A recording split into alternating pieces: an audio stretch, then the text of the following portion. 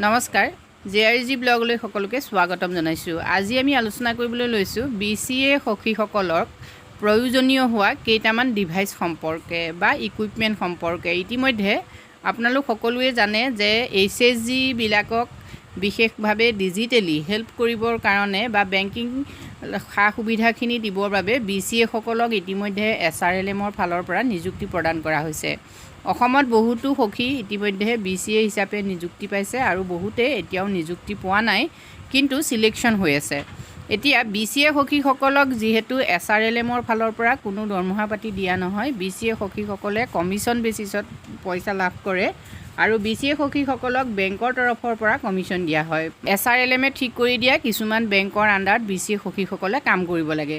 এতিয়া BCA সখী নিযুক্তি পোৱাৰ পাছত বা সিলেকশ্যন হোৱাৰ পাছতে BCA সখীসকলে ৭৫,০০০ টকাৰ এটা ঋণ লাভ কৰিব লাগে, যিটো ঋণ বিশেষভাৱে VO বা CLFৰ পৰা BCA সকলে ল'ব পাৰে। এতিয়া প্ৰথম অৱস্থাত BCA সকলে কি ইকুইপমেণ্টছ গোটাই ল'ব লাগিব, অৰ্থাৎ BCA সকলে কাম কৰিবৰ বাবে প্ৰয়োজনীয় যিখিনি যন্ত্ৰপাতি সেইখিনি কি সেই সম্পৰ্কে আজি ভিডিঅ'টোত আমি আলোচনা কৰিম। প্ৰথম কথা হ'ল ডেস্কটপ কম্পিউটাৰ। BCA গৰাকীয়ে কাম কৰিবৰ বাবে সকলোতকৈ প্ৰয়োজনীয় বস্তুটোৱে হ'ল ডেস্কটপ কম্পিউটাৰ। যিহেতু যিসকল BCA হিচাপে নিযুক্তি লাভ কৰিছে তেওঁলোকে কম্পিউটাৰ জনা হ'বই লাগিব, গতিকে তেওঁলোকক প্ৰথম কাম কৰিবৰ বাবে ডেস্কটপ কম্পিউটাৰ আৰু যদি নহয় তেতিয়াহ'লে তেওঁলোকে লেপটপ এটা গোটাই ল'লেও প্ৰথম অৱস্থাত কাম চলাব পাৰিব। নেক্সট আহিলে বায়োমেট্ৰিক অথেণ্টিকেশ্যন ডিভাইচ, বহুত প্ৰয়োজনীয় হয়। নেক্সট আহিলে পিনপেড ডিভাইচ, যিটো এটা ATM সৰু ATMৰ দৰে হয় পিনপেড ডিভাইচ। নেক্সট আহিলে প্ৰিণ্টাৰ, য'ত প্ৰয়োজনীয় যিবিলাক নথিপত্ৰ থাকিব সেইখিনি প্ৰিণ্ট কৰিব পৰা হ'ব। নেক্সট আহিলে scanner, next web camera, next data card, next modem, next UPS, next আহিলে পৰ্টেবল কনচেপ্ট বা ইনভাৰ্টাৰ। নেক্সট আহিলে ফেক কাৰেঞ্চি আইডেণ্টিফায়াৰ। এইটো বহুত প্ৰয়োজনীয় হয়, যিহেতু BCA সকল এটা মিনি বেংকৰ দৰে হয়। HSGৰ বা ওচৰৰ সকলো মানুহে BCA সখীসকলৰ হাতত টকা জমা ৰাখিব পাৰে আৰু তাৰ পৰা টকা উলিয়াবও পাৰে BCA সখীগৰাকীৰ জৰিয়তে।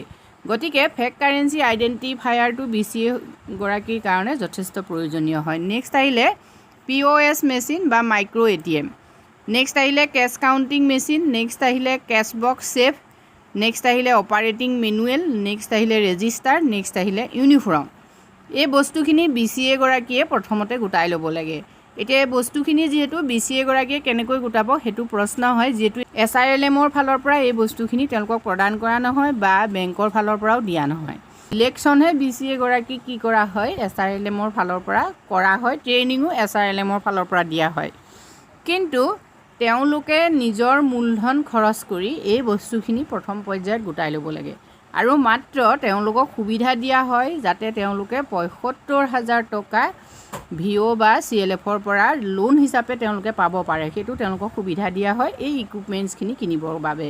ইয়াৰ উপৰিও কিছুমান খৰচ তেওঁলোকৰ থাকে, গতিকে ৭৫,০০০ টকাৰ ভিতৰত এই গোটেই বস্তুখিনি নাপায়, পৰ্যায়ক্ৰমে তেওঁলোকে ইকুইপমেণ্টছখিনি গোটাবলগীয়া হয়।